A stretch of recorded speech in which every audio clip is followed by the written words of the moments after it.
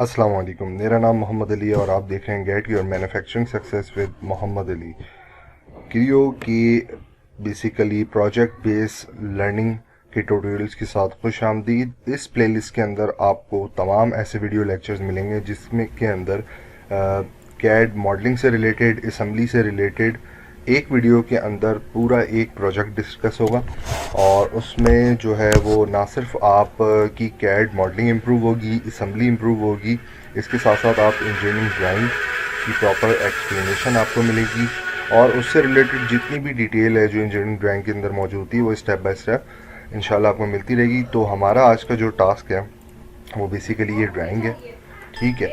और इस ड्राइंग को मैं कम्प्लीटली इस वीडियो के अंदर कंप्लीट करूँगा और इसके अंदर ड्राइंग में क्या मिस्टेक्स हैं और क्या चीज़ें जो हैं वो लेट सपोज सिंबल्स हैं उनको मैं इसमें एक्सप्लेन करूँगा और पूरे इस पार्ट मॉडल को कंप्लीट बनाऊँगा। तो स्टार्ट करते हैं। यहाँ पर ये पार्ट मॉडल आप देख सकते हैं मैंने पहले से बनाया है, तो मैं इसी कमांड ट्री को जो है एक्सप्लेन करूँगा न्यू पार्ट मॉडल की फाइल से, ठीक है। तो सबसे पहले हम यहाँ पर मेरा नाम मोहम्मद अली है और आप देख रहे हैं पार्ट ऐड कर लेते हैं।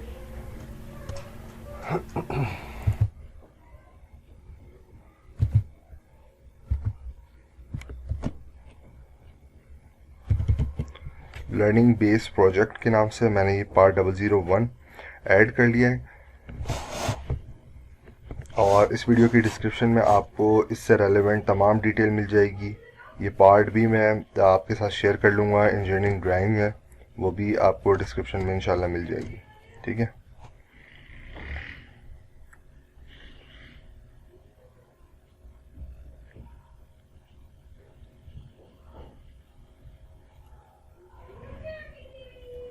ओके, ये हमारे पास जो है वो नई पार्ट मॉडल ओपन हो गई है। थोड़ा सा लैपटॉप मेरे इस वक्त स्लो हो रहा है। अच्छा, यहाँ पर मैं थोड़ा सा अब इसको एक्सप्लेन करना शुरू करता हूँ।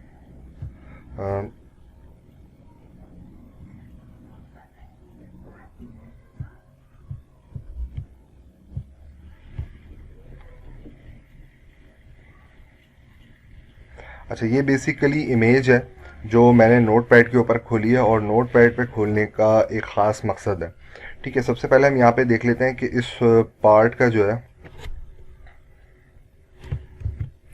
वो यहाँ पर टॉप व्यू दिखाया हुआ है। जैसे कि ये आइसोमेट्रिक व्यू जो सॉलिड पार्ट का आपको नज़र आ रहा है, इसका टॉप व्यू यहाँ पर दिखाया हुआ है और इस टॉप व्यू का सेक्शन व्यू दिखाया हुआ है। तो सबसे पहली चीज़ मैं यहाँ पे आइडेंटिफाई करता चलूँ कि टॉप व्यू के अंदर सेक्शन व्यू से रिलेटेड कोई इन्फॉर्मेशन नहीं है, जस्ट यहाँ पे सेक्शन व्यू दिखा दिए। जबकि हम यहाँ से एक लाइन यूँ ड्रॉ करते हैं और उसके बाद हम बताते हैं कि यूज़र जो है वो किस डायरेक्शन से इसको देख रहा है और फर्दर उसकी डिटेल फिर हमें ड्राइंग शीट के ऊपर मिल जाती है, ठीक है। तो ये इसमें मिसिंग है और अगर आप ऊपर देखेंगे तो यहाँ पर ये सेक्शन व्यू नज़र आ रहा है और ये जो हैचिंग नज़र आ रही है आपको ये बता रही है कि मटेरियल कट ऑफ हुआ हुआ है और जहाँ पे मटेरियल कट ऑफ नहीं हुआ है इट्स मीन कि वहाँ पर जो सेक्शन के दौरान कोई स्पेस है, खाली जगह है जो कटी है जहाँ पर हैचिंग आपको नज़र नहीं आ रही है, ठीक है। अच्छा, यहाँ पर मैंने कुछ डायमेंशंस को जो है वो येलो मार्क किया हुआ है। इट्स मीन कि जो भी डायमेंशन हम यूज़ करते जाएंगे उसे हम येलो बॉक्स बनाते जाएंगे, क्योंकि जब भी आप डिटेल ड्राइंग के ऊपर काम करते हैं तो 150-200 डायमेंशन होती हैं और डायमेंशन में से कौन सी आपने अपने 3D मॉडल को बनाने के लिए यूज़ कर चुके हैं और कौन सी करना बाकी है, तो ये देखना बड़ा मुश्किल हो जाता है। तो मेरी अपनी पर्सनल प्रैक्टिस ये है कि जब भी मैं सॉफ्ट कॉपी के ऊपर कोई डाटा बनाता था तो मैं डायमेंशन को इस तरीके से हाईलाइट कर देता। अदरवाइज़ अगर आपके पास हार्ड कॉपी है तो आप ड्राइंग की तो आप येलो या ग्रीन हाइलाइटर से उन डायमेंशंस को हाईलाइट करते जाएं जिनको आप यूज़ कर चुके हैं, ठीक है। इससे होगा ये कि आपको फाइनली पता चल जाएगा कि आपका जो पार्ट मॉडल कंप्लीट हो गया उसमें से आपने ड्राइंग में मौजूद कितनी डायमेंशन को यूज़ कर लिया और कितनी डायमेंशन को यूज़ नहीं किया, ठीक है।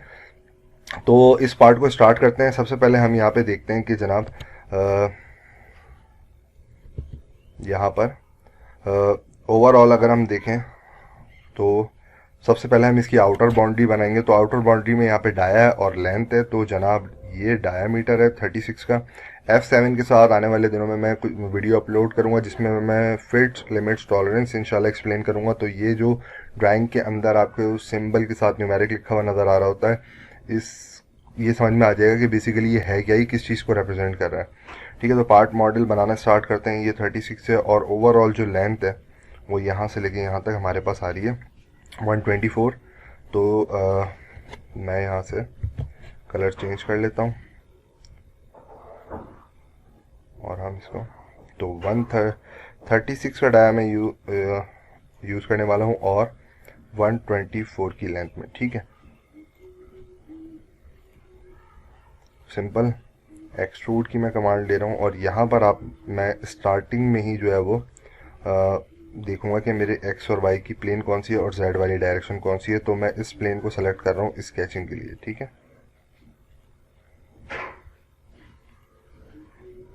जेड वाली डायरेक्शन अपवर्ड हो गई है। तो सबसे पहले हम सेंटर में जनाब बना लेते हैं 36 का diameter. Okay, fit to screen, then click on OK,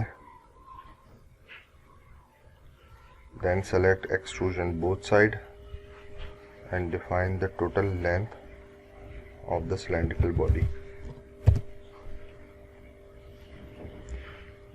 ठीक हो गया।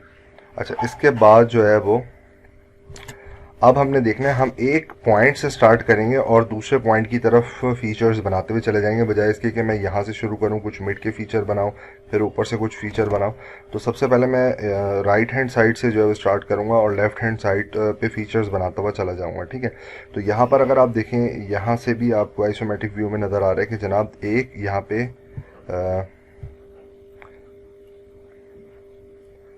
सबसे पहले ये एक स्लॉट जो है ग्रूव बेसिकली जो है ये कट ऑफ हुआ है, जो 360 डिग्री रोटेट हुआ है और इसी डायमेंशन को पहले अप्लाई करते हैं रिवॉल्व की कमांड से। तो ओवरऑल अगर आप देखेंगे फेस से जो है वो ओवरऑल इसका डिस्टेंस है 12 और इस जो ग्रूव की लेंथ है वो है 6। ठीक है, अब हमने देखना है ड्राइंग के अंदर कि इसकी डेप्थ कहाँ मेंशन है। ठीक है, तो यहाँ पर हमें कहीं पर भी डेप्थ नज़र नहीं आ रही है। ठीक है, नीचे वाले व्यू में आते हैं, यहाँ पर भी हमें डेप्थ नज़र नहीं आ रही है। हाँ, यहाँ पर हमें बेसिकली एक डायमीटर नज़र आ रहा है जो कि 30 का डायमीटर है और ये ग्रूव के फेस से यानी सिलेंड्रिकल फेस से स्टार्ट हो रहा है। तो इट्स मीन कि इस लाइन से इस लाइन तक का, यानी इस लाइन से इस लाइन तक का जो डिस्टेंस है वो बेसिकली डायमीटर में 30 है। ठीक है, अच्छा 30 है और ये ऑफसेट वैल्यूज़ हमारे पास आ गई हैं, तो हम इसको ड्रॉ कर लेते हैं। तो मैं रिवॉल्व की कमांड लेता हूँ और ये जो सेंटर फेस है मैं इसको सेलेक्ट कर रहा हूँ स्केचिंग के लिए और यहाँ पर मैं ये डेटम ले रहा हूँ ओरिएंटेशन के लिए टॉप और एरो की डायरेक्शन फ्लिप कर दी है ताकि ये फेस आए मेरा। ठीक है, तो रेफरेंस की कमांड ली, आपने इसको सेलेक्ट किया, देन सेलेक्ट दिस। तो ये सेलेक्ट करने का मतलब ये है कि ये दो रेफरेंस जो है वो जब बन जाएंगे तो मैं जब भी कोई फीचर बनाऊंगा तो ये मेरा पॉइंटर जो है इस पॉइंट को पिक करेगा। तो मैंने यहाँ पर अंदाज़न जो है वो बना दिया, इसको मैं कर देता हूँ जनाब 6 और यहाँ से ये बेसिकली इस लाइन से जो है वो डिस्टेंस ले रहा है। तो मैं दोबारा इसको रीडिफाइन कर देता हूँ, select this reference and this line. तो यहाँ पर हमारा था ये 12 mm। ठीक है, इसके बाद जब हमें रिवॉल्व करना होगा तो हम सेंटर लाइन जो है वो सेंटर लाइन डेटम वाली जो है वो यूज़ करेंगे, डेटम वाली सेंटर लाइन। तो इसके अराउंड ये फीचर क्या हो जाएगा, रोटेट हो जाएगा। ठीक है, ये एक्सिस मैंने बाहर भी डिफाइन कर दिया और ये बेसिकली रिमूव फीचर है तो इसने ऑटो डिटेक्ट किया। अदरवाइज़ अगर ये रिमूव का बटन क्लिक नहीं हुआ होगा तो आप रिमूव पे क्लिक कर दें, ये हो जाएगा। ठीक है, तो ये हमारा फीचर बन गया है, इसको हम साथ साथ सेव भी करते जाएंगे। ओके, उसके बाद हम देखते हैं, थोड़ा सा इसको अंडरस्टैंड करते हैं। तो यहाँ पर इस वक्त जो डायमीटर है ये 10 का डायमीटर है और यहाँ पर भी देख सकते हैं सेम है 10 का डायमीटर। और ये 10 का डायमीटर कितनी डेप्थ में गया हुआ है यहाँ पे आप देख सकते हैं, थोड़ा सा विजिबल नहीं है। तो पहले हम ये 10 का डायमीटर बनाएंगे जिसकी टोटल हमारे यहाँ इस फेस से जो डिस्टेंस बन रहा है वो बेसिकली 20 का बन रहा है। लेकिन ये जो होल हुआ है ये बेसिकली ड्रिल होल है, जिसमें आपको यहाँ पर जो है वो ड्रिल से बनने वाला जो कोन शेप है वो बेसिकली नज़र आ रहा है। यहाँ पर जो इसने डिस्टेंस दिया हुआ है वो 20 mm दिया हुआ है शोल्डर तक, ड्रिल के शोल्डर तक, ठीक है। तो इसके लिए मैं यहाँ से होल की कमांड सेलेक्ट करता हूँ और इस फेस को सेलेक्ट कर लेता हूँ। जब मैं इस फेस को सेलेक्ट करूँगा तो आप गौर से देखें, यहाँ पे दो रेड कलर के जो है वो बटन कह लें आप, बटन नज़र आ रहे हैं। तो ये बेसिकली इस होल का सेंटर डिफाइन करने के लिए है। तो मैंने इस बटन को लिंक पकड़ के जो है वो बटन दबा के रखना है और डेटम के साथ ले जाके लिंक कर देना है। फिर इस पॉइंट को जो है वो आपने बटन दबा के रखना है माउस की लेफ़्ट की, और ले जाके जैसे ही डेटम आएगा डेटम के साथ लिंक कर देना है। तो यहाँ पर प्लेसमेंट के आपके पास दोनों जो है वो डिस्टेंसेस आ जाएंगे। तो मैं इनको 0 कर देता हूँ, ठीक है। यहाँ पर हमने इसका सेंटर डिफाइन कर दिया है और डायमीटर हम यहाँ पे डिफाइन कर देंगे 10 mm, ठीक है। अच्छा, इसके बाद बेसिकली यहाँ से आपने जो है वो सिलेक्शन करनी है कि जो होल आप कर रहे हैं उसकी टाइप क्या है। तो मैं स्टैंडर्ड सेलेक्ट कर लेता हूँ, और स्टैंडर्ड आपको पता है ड्रिल का जो है वो शोल्डर के बाद जो कोन वाली प्रोफाइल होती है 180 डिग्री होती है, ठीक है। तो ये जनाब, अच्छा इसमें मैंने एक चीज़ डिफ़ाइन नहीं की, इसको मैं डिफ़ाइन कर देता हूँ। वो है बेसिकली इसका डिस्टेंस शोल्डर तक का 20, ठीक हो गया। आप यहाँ भी देख सकते हैं कि जो ब्लाइंड डेप्थ है, यानी जो 20 जो मैंने यहाँ डिफ़ाइन किया था वही यहाँ आ रही है और ये शोल्डर तक है, ठीक है, ओके। अब हमने इसके बाद एक डायमीटर बन रहा है, ये यहाँ से लेके यहाँ तक कि आपका जो है वो 10 का डायमीटर बन गया।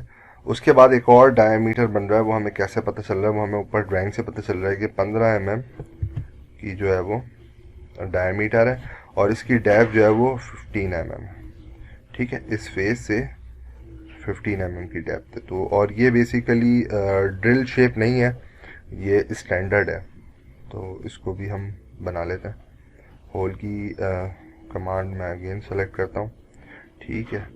आप चाहें तो ये अब ऑलरेडी होल करने, जहाँ पर भी आप होल करते हैं सिलेंड्रिकल प्रोफाइल बनाते हैं तो क्रियो जो है उसके सेंटर में एक्सिस लगा देता है। तो अब हम इस एक्सिस को डायरेक्ट सेलेक्ट कर लेंगे। तो यहाँ पर प्लेसमेंट के अंदर मुझे फर्दर जो है वो डिस्टेंसेस डिफाइन करने की ज़रूरत नहीं है। और सेकंड फेस हम ये वाला सेलेक्ट कर लेते हैं, ठीक है। डाया हमारा हो गया 15 और ये बेसिकली प्री डिफाइन है, तो हम इसकी टोटल जो है वो डेप्थ डिफाइन कर देंगे।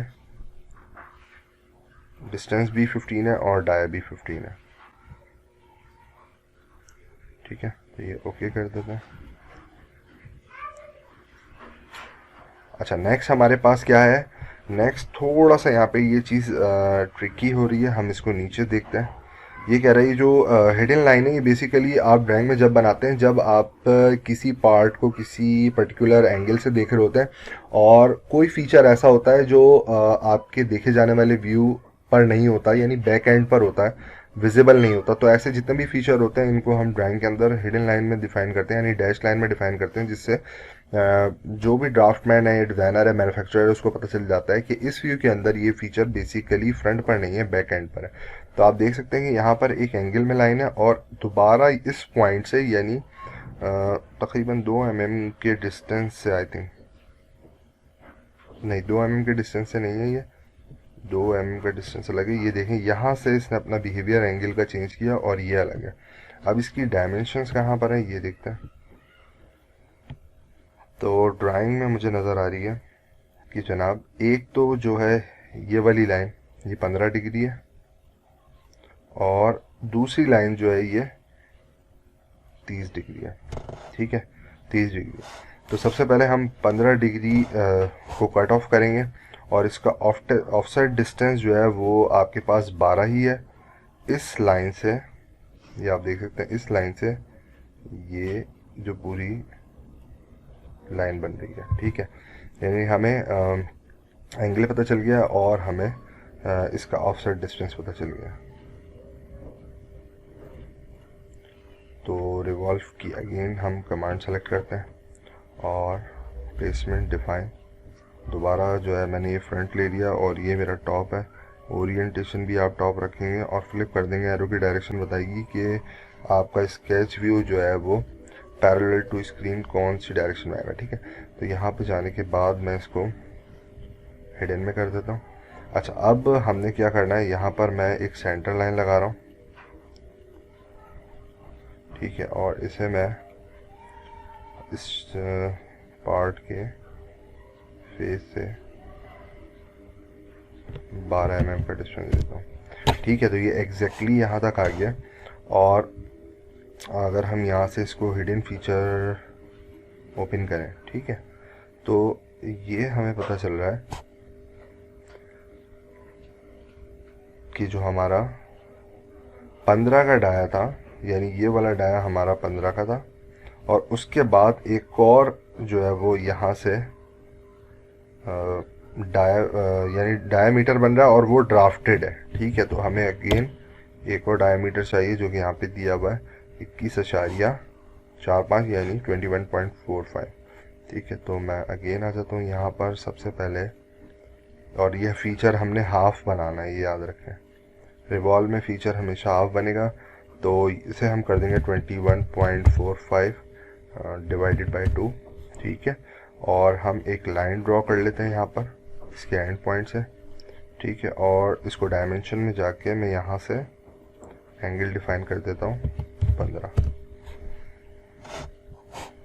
ठीक है, उसके बाद यहाँ पर हमने एक इस फेस के ऊपर लाइन ड्रॉ करके इस सेक्शन को जस्ट क्लोज कर देते हैं। जो एक्स्ट्रा लाइन है इसको मैं डिलीट सेगमेंट की मदद से डिलीट कर देता हूँ। तो ये मेरे पास यहाँ पर फीचर बन गया है, और सेंटर लाइन में अगेन यहाँ लगा देता हूँ, और इस फीचर को हम कर देते हैं रिवॉल्व।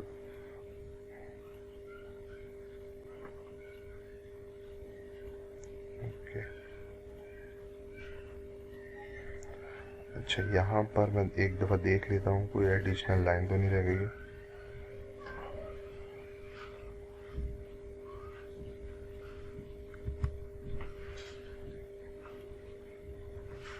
ठीक है, वो जो मैंने अंदर डेटम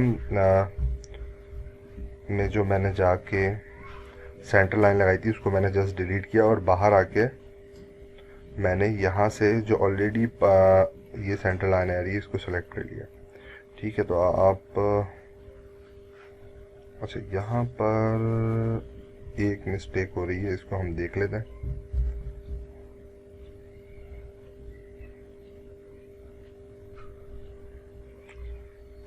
ठीक, एक मिस्टेक हो रही है जो मैं भी यहाँ पर हमारे सामने आ गई। ये हमारा फीचर सही बना, इसकी डेप्थ जो है वो हमारी ज़्यादा है आई थिंक। ठीक है, तो ये बेसिकली यहाँ पर बता रहा है ड्राइंग के अंदर कि ये डायमीटर 30 का है। तो मैं इसको एक दफ़ा चेक कर लेता हूँ, ये मैंने आई थिंक डिफाइन नहीं किया था। तो ये हमारा 12 आ रहा है, तो हम इसको कर देते हैं 15। ठीक है, ये एडिशनल ऊपर निकला है, कोई इशू नहीं है। बाकी 12 और 6। ठीक है, तो ये अब हमारा ड्राफ्टेड फीचर यहाँ पर आ गया है। अगेन हम इसको सेव कर लेते हैं। आई होप कि आपको समझ में आ रहा होगा, और मैं हाईलाइट भी करता जा रहा हूँ। अच्छा, देखें, इसमें एक सबसे बड़ी जो ड्राइंग में मिस्टेक है, इसने रिपीटेशन की हुई है। आप देखिए यहाँ पर भी डाया 30 लिखा हुआ है, 36 लिखा हुआ है, ओवरऑल यहाँ पर भी लिखा है। ये ओवर डायमेंशनिंग है। ओवर डायमेंशनिंग जो है वो बेसिकली बिल्कुल भी अलाउ नहीं है ड्राइंग में। वंस आपने किसी फीचर की कोई डायमेंशन डिफाइन कर दी है तो किसी भी व्यू के अंदर आपने उसको रिपीट नहीं करना। ये बेसिकली ड्राइंग की ड्रेसिंग के ख़िलाफ़ है। ठीक है, जैसे नॉर्मली आप लोग ड्रेसिंग करते हैं, तो अगर एक कोट के ऊपर दोबारा कोट पहन लेंगे तो लोग आपको जो है वो मुख्तलिफ अलक़ाबात से नवाज रहे होंगे। तो ड्राइंग के अंदर भी डायमेंशन रिपीट नहीं हुई है, और इस ड्राइंग के अंदर मोस्टली डायमेंशन जो है वो काफ़ी रिपीट हुई है। ठीक है, अच्छा, इसके बाद 30 डिग्री की जो जनाब एक यहाँ पर प्रोफाइल बननी है, और उसका डायमीटर जो स्टार्टिंग है, यानी इस पॉइंट से यहाँ तक का जहाँ से ये लाइन स्टार्ट हो रही है 30 डिग्री, वो है 29। ठीक है, तो हम इसको ड्रॉ कर लेते हैं। इसकी कोई फर्दर डेप्थ नहीं बताई हुई है कहाँ तक जा रहा है। जहाँ तक कि ये डिग्री जाएगी ये ऑलरेडी उसको कट ऑफ कर देगा प्रोफाइल को। ठीक है, तो इस फीचर को अगेन जो है वो हम रिवॉल्व की मदद से बनाएंगे।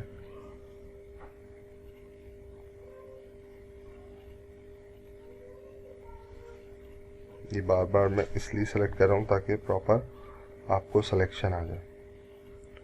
ओके, अच्छा यहाँ से हम वायर फ्रेम हम पिन कर लेते हैं। ठीक है, तो यहाँ पे मैं अगेन रिवॉल्व के लिए हाफ सेक्शन बनाऊंगा। तो यहाँ पे हम बना लेते हैं 29 डिवाइडेड बाई 2 टोटल लेंथ। ठीक है, और यहाँ से एक लाइन जो है वो ड्रॉ हो रही है कुछ इस तरीके से। ठीक है, और इसका एंगल जो है वो ये आएगा 30 डिग्री। ठीक है, अब ये जहाँ तक आ रही थी वहाँ तक आ जाए। अच्छा, अब हम इसमें क्या करेंगे, जो हमारी पुराना फीचर था ड्राफ्टेड, हम इसको इस लाइन को प्रोजेक्ट कर लेंगे। ये प्रोजेक्ट हो गया, और अब हमने जो अनवांटेड एंटिटीज़ है उनको मैं डिलीट सेगमेंट की मदद से यहाँ से डिलीट कर दूँगा। तो ये छोटा सा सेक्शन है जो कि रिवॉल्व होगा, और एक्सिस में जाके मैं इस एक्सिस को सिलेक्ट कर लेता हूँ, रिमूव फीचर।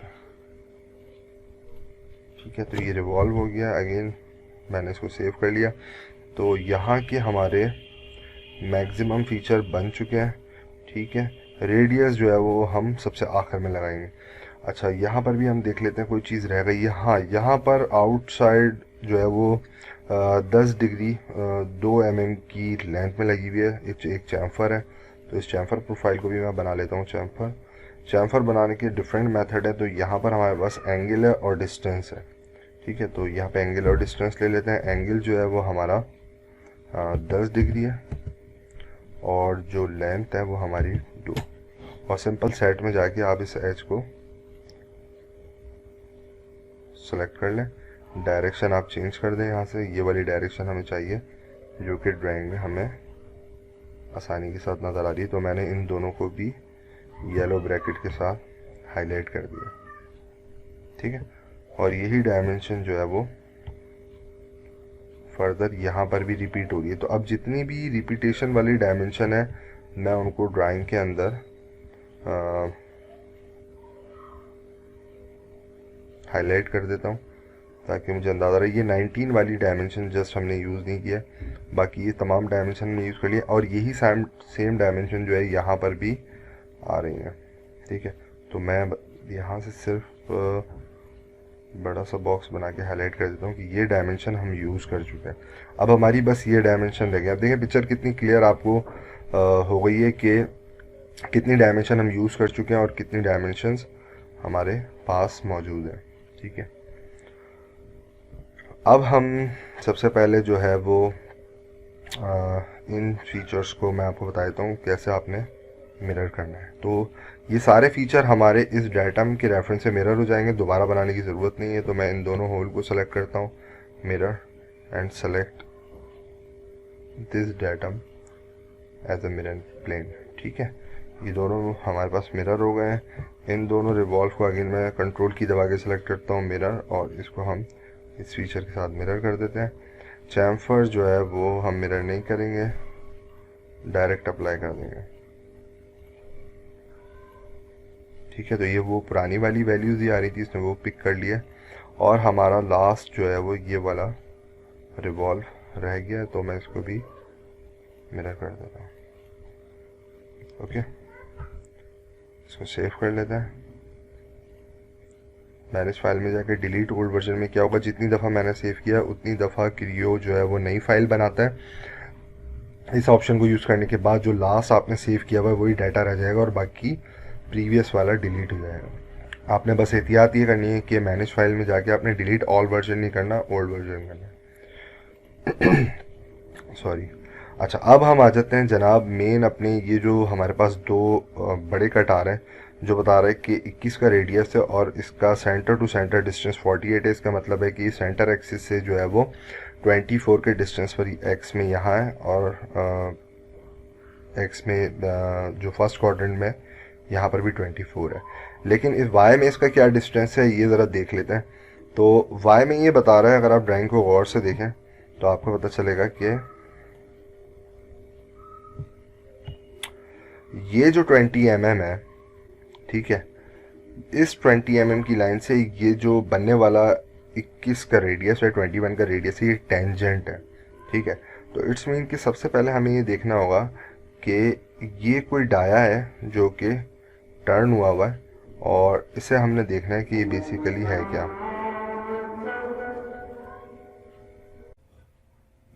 ओके, तो हमने ये देखना है कि बेसिकली यहाँ पर जो हमें एक रेफरेंस नज़र आ रहा है इस डायमेंशन का, जिस डिस्टेंस पे ये हमारा रेडियस टेंजेंट हुआ है, तो ये बेसिकली हमारा जो आउटर डाया है उससे थोड़ा सा कट ऑफ ओवर। यहाँ पर देख लें, हमें ये डायमेंशन मिल गई है कि ये 45 डिग्री है, और यहाँ पर ये 34 का डाया यानी 34 mm का डाया है, और एंड पे जो है वो 45 डिग्री का चैम्फर है। अच्छा, इसमें जो ये 19 mm की डायमेंशन है, ये बेसिकली ऑफसेट डिस्टेंस है जो कि आपको बता रहा है कि कहाँ से ये डायमीटर स्टार्ट हो रहा है। तो चैम्फर के बाद से ये स्टार्ट हो रहा है, तो पहले हम इसको 34 mm को जो है वो कट ऑफ करेंगे 36 mm में से, और उसके बाद जो हमारे पास स्ट्रेट वॉल होगी वहाँ पर हम 45 डिग्री का चैम्फर लगाएंगे, ठीक है। तो जनाब इसको अप्लाई करते हैं।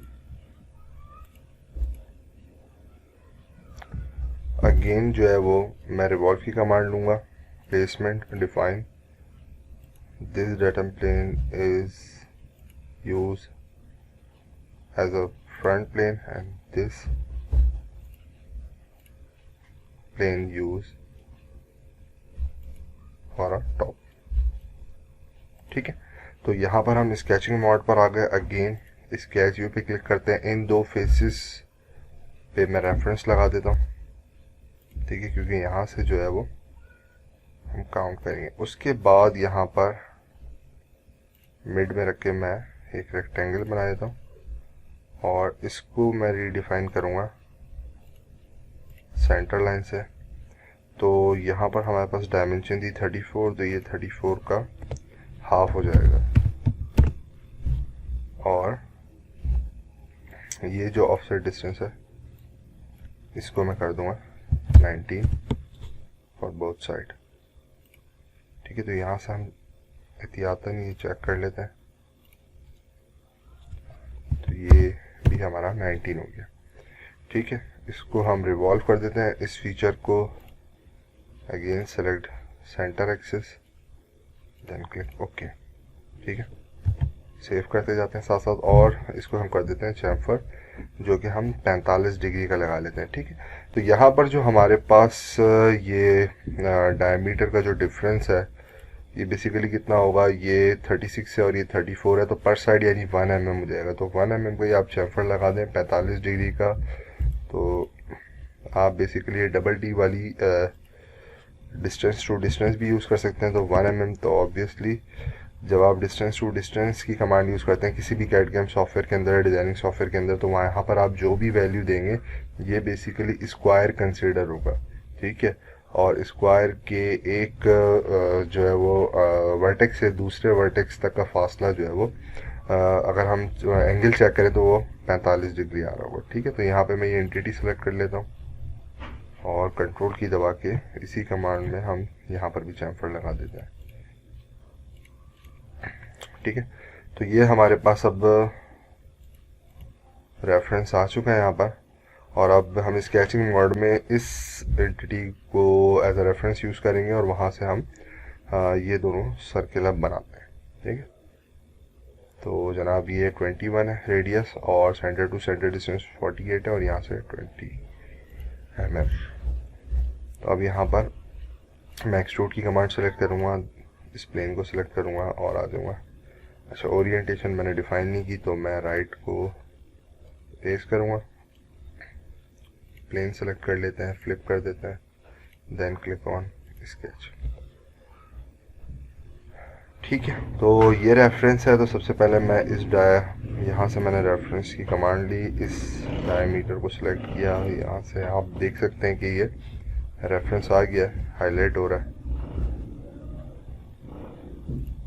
और यहाँ पर हम इसके रेफरेंस से एक और मैं सेंटर लाइन लगा रहा हूँ, और इस सेंटर लाइन का डिस्टेंस जो है इस रेफरेंस से होना चाहिए 20। ठीक है, मैं चाहता हूँ ये डायमेंशन जो है वो अपनी पोजीशन से डेविएट नहीं करे, तो मैं इसको लॉक कर दूंगा।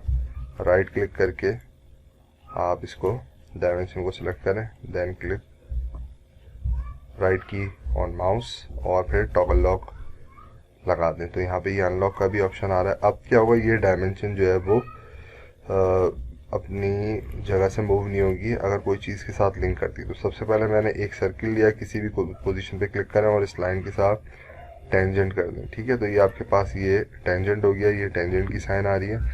यहाँ पर ही हमारा 48 था, तो 48 डिवाइडेड बाई 2 और डायमीटर हमारा 21 था, तो 21 मल्टीप्लाई बाई 2, क्योंकि यहाँ पर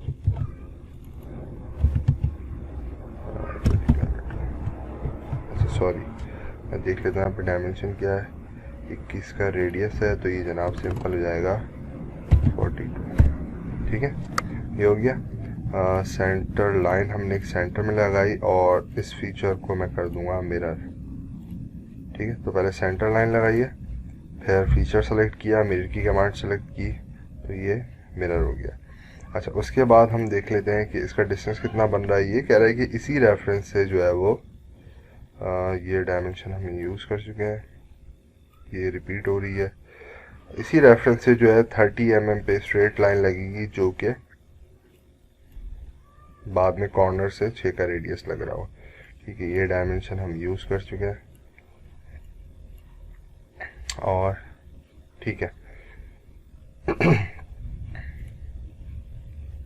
तो हमने जनाब यहाँ पर एक स्ट्रेट लाइन लगा दी और इस स्ट्रेट लाइन का डिस्टेंस जो है वो इस रेफरेंस से आ रहा है 30। ठीक है, तो यहाँ पर कहीं पर आ गया। इस सेक्शन को क्लोज करने के लिए मैं इसके नोट से इस नोट पर एक लाइन लगा देता हूँ और जो अनवांटेड एंटिटीज़ हैं इसको मैं ट्रिम आउट कर दूंगा। तो ये मेरा क्लोज सेक्शन बन जाएगा जो कि एक्सट्रूड होगा।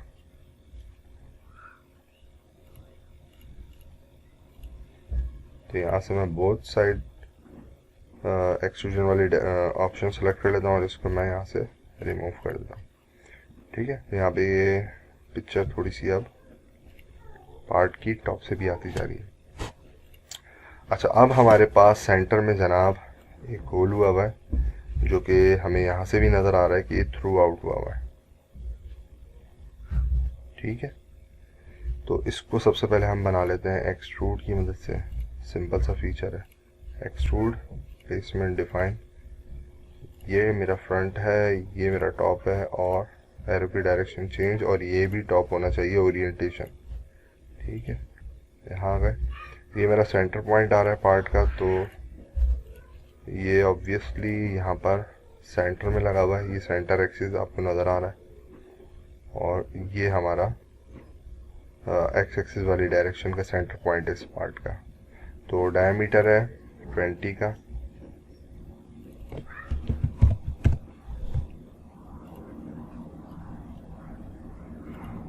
इसको भी हम बोथ साइड वाला ऑप्शन ले लेते हैं और एक्सट्रूड कर देते हैं।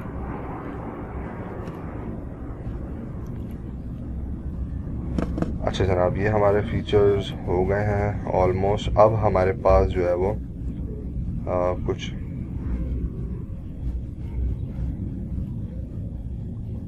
ये वाले फीचर्स रह गए, यानी ये जो हमें यहाँ पर चीज़ें नज़र आएंगी। तो सबसे पहले हम देखते हैं कि एक 25 mm के डिस्टेंस पर 7 mm का रेडियस है जो दो पोजीशन में, ऑब्वियसली ये वाला रेडियस है और ये वाला रेडियस है। ठीक है, तो ये कट ऑफ हो रहा है थ्रू आउट, यहाँ से हमें इसके सेक्शन व्यू के अंदर से नज़र आ रहा है। तो इस फीचर को हम सबसे पहले बना लेते हैं एक्सट्रूड कमांड की मदद से, जो कि थ्रू आउट है।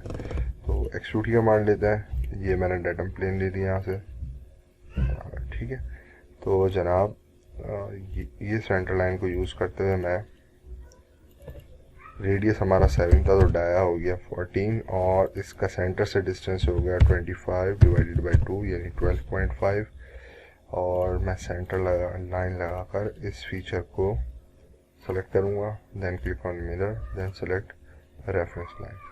ठीक है, तो मैं, अच्छा इसमें एक गलती हुई है, यहाँ पर जो डिस्टेंस है, ये वाला डिस्टेंस ये सेंटर से नहीं, इस टेंजेंट पॉइंट से। तो मैं बेसिकली यहाँ से डायमेंशन अगेन सेलेक्ट करता हूँ, इस सर्किल को सिलेक्ट करता हूँ और यहाँ पर स्क्रॉल का बटन दबा देता हूँ। अब ये कह रहा है इन दोनों में से कोई एक डायमेंशन जो है वो आप डिफाइन कर सकते हैं। एट ए टाइम आप एक ही पोजीशन को दो रेफरेंसेस से डिफाइन नहीं कर सकते। तो मैं ये 12.5 वाली डायमेंशन डिलीट कर देता हूँ और यहाँ पे कर देता हूँ 12.5। ठीक है, तो आप यहाँ पे देख सकते हैं कि ये टेंजेंट पॉइंट से इसने डायमेंशन लिए। और फर्दर हम इसको,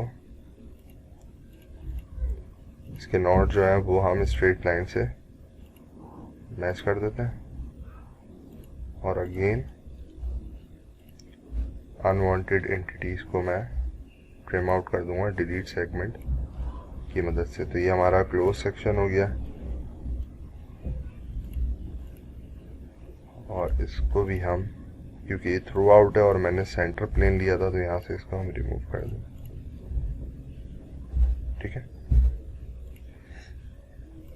अच्छा अब हमारे पास जो डायमेंशन रहेगा, ये 14 ऑलरेडी यूज़ हो चुकी है जब हमने 7 का रेडियस लगाया। उसके बाद जनाब ये 16 mm जो है ये एक सेक्शन है और अगर हम इसको यहाँ पर थोड़ा सा जूम इन करके देखें तो ये इस लाइन से ऑफसेट हो रहा है। ठीक है, अच्छा ऊपर वाले सेक्शन में मैं आपको दिखाता हूँ कि ये जो 16 mm है ये बेसिकली 5 mm की डेप्थ तक जो है वो ऑफसेट हो रहा है। और यहाँ पर भी आप देख सकते हैं आइसोमेट्रिक व्यू के अंदर ये दिखा रहा है ये वाला। ठीक है, तो सिंपल हमने एक रेक्टेंगल बनाना है, 5 mm की डेप्थ में उसको एक्सट्रूड करना है और उसका डिस्टेंस जो होना चाहिए वो 16 होना चाहिए वर्टिकली। हॉरिजॉन्टली वो हम बड़ा बना लेंगे क्योंकि वो उतना ही फीचर 5 mm पे कट करेगा जितना जहाँ इसको मटेरियल मिल रहा होगा। रेफरेंस है इसका जनाब ये वाला टॉप फेस इसने लिया हुआ है, तो हम भी इसी फेस को एज ए स्केचिंग प्लेन ले लेंगे। ठीक है, मैं इस फेस को सेलेक्ट कर लेता हूँ और सिंपल सेंटर रेक्टेंगल की कमांड लेके मैंने इसको थोड़ा सा बड़ा बना दिया। आप बड़ा बना दें इसको और ये वाली डायमेंशन जो है इसको हम कर देंगे 16।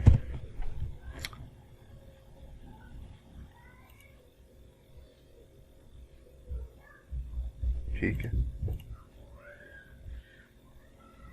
शेडिंग एक्टिवेट कर लेते हैं, देन क्लिक ऑन ओके। और ये हमें कितना एक्सट्रूड करना है, एक्सट्रूड कट जो हमने करना है ये हमने डायरेक्शन चेंज कर देते हैं और ये हो जाएगा 5 mm। ठीक है, तो ये हमारा फीचर यहाँ पर कुछ इस तरीके से आ गया।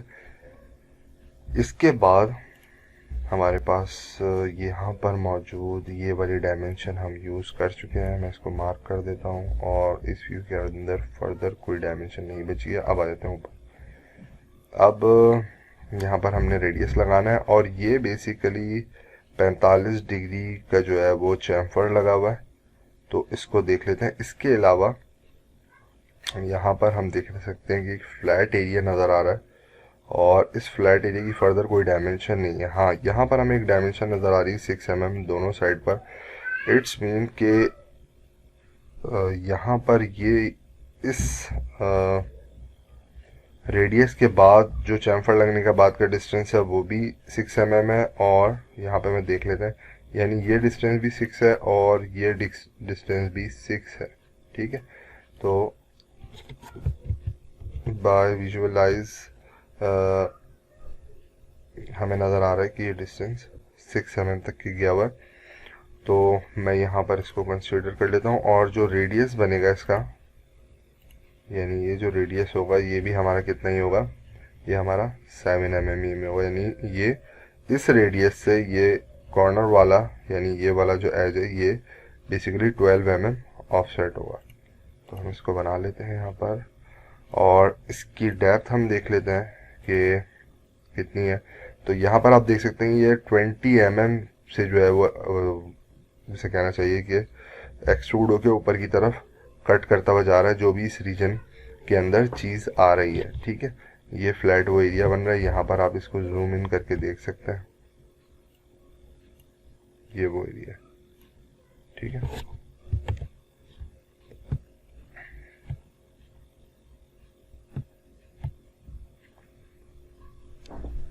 तो मैं इसी रेफरेंस को यूज़ कर लूँगा स्केचिंग के लिए, और फर्दर ये 30 में से 20 माइनस करेंगे तो ये फेस आ जाएगा 10 mm। ठीक है, तो मैं इस फेस को स्केचिंग के लिए यूज़ कर रहा हूँ। और अब मैं इस रेडियस को रेफरेंस ले लेता हूँ, इस लाइन को भी रेफरेंस ले लेता हूँ। ठीक है, वैसे इस रेडियस को रेफरेंस लेने की ज़रूरत इतनी ख़ास नहीं है। ठीक है, तो यहाँ पर हमने, अच्छा देखें, जब आप क्रियो पे स्केचिंग करते हैं ना, तो ये देखें यहाँ पे रेफरेंस था, और जब मैंने सेंटर पॉइंट पे क्लिक करने के बाद इसको थोड़ा सा मूव किया तो ये इक्वल की साइन ये बता रही है कि ये जो सर्किल है ये बेसिकली उस रेफरेंस सर्किल के इक्वल है। ठीक है, तो हमें इतना ही चाहिए। और यहाँ से डायमेंशन में जाके मैं इस रेफरेंस को सिलेक्ट करता हूँ और इस पॉइंट को सिलेक्ट करता हूँ और यहाँ पे क्लिक कर देता हूँ, तो ये मेरा होना चाहिए 12। ठीक है, अगेन जो है वो हम सेंटर लाइन लगाएंगे और इस सर्किल को मिरर कर दूंगा यहाँ से, और हम इन दोनों नोट पॉइंट्स को जो है वो मैच कर देंगे। Again delete unwanted entities,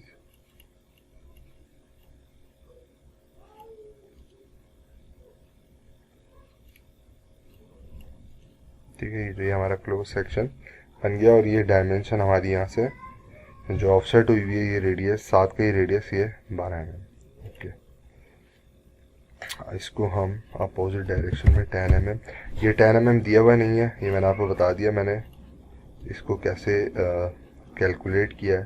again बता देता हूँ, ये जो हमारा टॉप फेस था 30 mm, इसमें से मैंने ये 20 mm माइनस किया है, और यहाँ से जो प्रोजेक्शन हमें नज़र आ रही है सेक्शन व्यू की, वो भी हमें बता रही है कि ये 20 mm पर स्ट्रेट फेस आ रहा है, और वो स्ट्रेट फेस यहाँ से आप 3D मॉडल में भी देख सकते हैं। ओके, अब जो हमारा ये एज रह गया है, मैं इस पर 45 डिग्री का जो है वो चैम्फर लगा दूंगा। उसके बाद हमारे जस्ट रेडियसेस रह जाएंगे, ये 6 mm के रेडियस और ये 1 mm का रेडियस। ठीक है, तो सिंपली जो है वो आपने चैम्फर की कमांड लेनी है और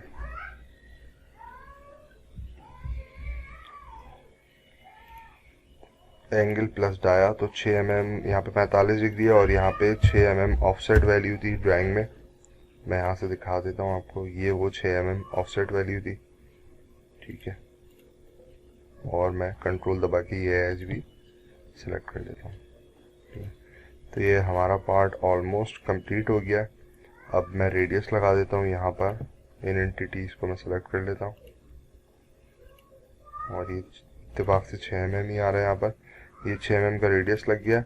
उसके बाद यहाँ पर इंटरनली जो है वो इधर भी आप देख सकते हैं जो शार्प एजेस बनने यहाँ पे 1 mm का रेडियस लगा हुआ है। ठीक है, तो हम इसको लगाकर 1 mm का रेडियस लगाकर इसको फाइनल करते हैं, राउंड की कमांड लेते हैं और इस एज को, और मैं इस एज को सिलेक्ट कर लेता हूँ और यहाँ से 1 mm। तो ये बेसिकली हमारा, इसी कमांड के अंदर एडिट डेफिनेशन में जाके मैं अपोजिट डायरेक्शन वाली एंटिटीज़ भी सेलेक्ट कर लेता हूँ। तो ये मेरा जो है वो मॉडल कंप्लीट हो गया। स्टेप बाय स्टेप हमने इसमें सारी चीज़ें देखी हैं। आपने बिल्कुल इस स्ट्रेटजी को स्टेप बाय स्टेप जो है वो फॉलो करना है और इससे आपकी कैड मॉडलिंग काफ़ी इंप्रूव होगी इंशाल्लाह। ड्राइंग में डिस्क्रिप्शन में लिंक दूंगा, वहाँ से आप डाउनलोड कर लें।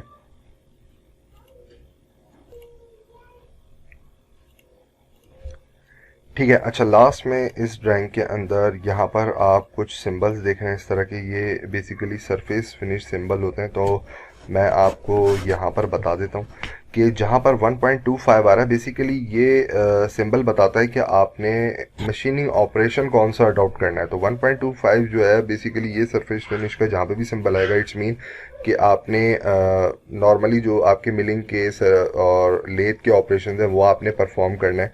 ठीक है, यानी एक तरीके से आप इसको यूं सपोज कर लें कि यहाँ पर जो आप रफ मटेरियल होगा उसको मशीनिंग करेंगे। अच्छा, 1.6 बेसिकली ये हाई स्पीड मशीनिंग के लिए यूज़ होता है। इसकी मैं एग्जांपल बताता हूँ। जिस जिस सरफेसेस के ऊपर ये इंडिकेट कर रहा है वहाँ पर क्या होगा, हाई स्पीड मशीनिंग होगी। यानी नॉर्मली आप सबने पिस्टन का पार्ट देखा होगा, तो वो बेसिकली कास्टिंग का पार्ट होता है। तो उसमें जो भी कास्टिंग का अलाउंस है वो आप नॉर्मली जो है वो सीएनसी लेथ वगैरह पे रफिंग करेंगे। यानी ये रफिंग ऑपरेशन को इंडिकेट कर रहा है कि इन जगहों पर रफ से मुराद मशीनिंग सरफेस होनी चाहिए, बहुत ज़्यादा हाईली फिनिश नहीं होनी चाहिए।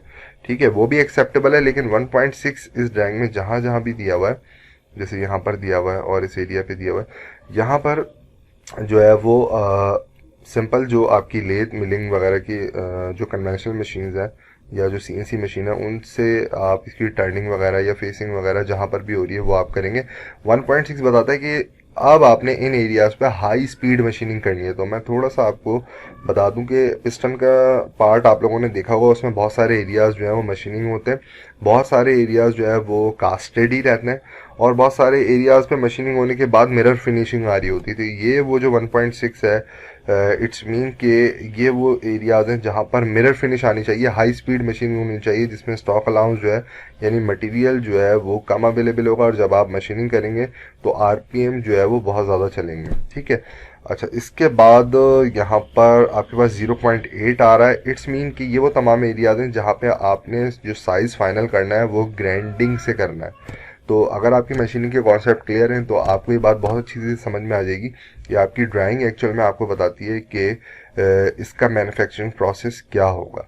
ठीक है। तो 1.25 मीन्स के सिंपल टर्निंग फेसिंग ऑपरेशन आपने परफॉर्म करना है, सीएनसी लेथ पे करना है, या ये डिपेंड करता है पार्ट की फंक्शनैलिटी क्या है। 1.6 मीन्स कि आपने हाई स्पीड मशीनिंग करनी है, high feed high RPM use करेंगे, और उससे अपनी जो आउटकम होगा सरफेस का वो ग्लास टाइप होगा, लेकिन वो ग्राइंडिंग के थ्रू नहीं होगा। जबकि 0.8 मीन्स आप वो तमाम ऑपरेशन करेंगे जो ग्राइंडिंग के सेंस में आते हैं। ठीक है। तो और ये H7 और यहाँ पे जो F7 दिया हुआ है, ये बेसिकली आपको टॉलरेंस बता रहा है कि ये टॉलरेंस के किस जोन में लाई कर रहा है। ठीक है। उससे आपको पार्ट का जो है वो असम्बली के बाद जो दो पार्ट्स के दरमियान का रिलेशन है वो पता चलता है। मैं इसको इसलिए ज़्यादा यहाँ पे एक्सप्लेन नहीं कर रहा क्योंकि वो आपको इस तरीके से समझ में नहीं आएगा। इंशाल्लाह आने वाली वीडियोस में मैं फिट्स, लिमिट्स, टॉलरेंस को, और इंशाल्लाह ज़िंदगी रही तो ये GD&T के जो सिंबल है जो आप इंस्पेक्शन में और मशीनिंग की स्ट्रेटजी बनाते हुए जो है वो माइंड में रखेंगे। ओके, लास्ट में मैं इसमें बेसिक रेंडरिंग अप्लाई कर देता हूँ। तो आप व्यू में जाएंगे और अपीयरेंस में जाने के बाद यहाँ पे लाइब्रेरी में आप देख रहे हैं ग्लास, मेटल्स और डिफरेंट ऑप्शन आ रहे हैं। तो मैं यहाँ पे मेटल पे चला जाता हूँ और मेटल में हम सेलेक्ट कर लेते हैं जनाब एल्युमिनियम। एल्युमिनियम की यहाँ पे मुख्तलिफ शेड्स आ रहे हैं। एल्युमिनियम ब्रश्ड है, ये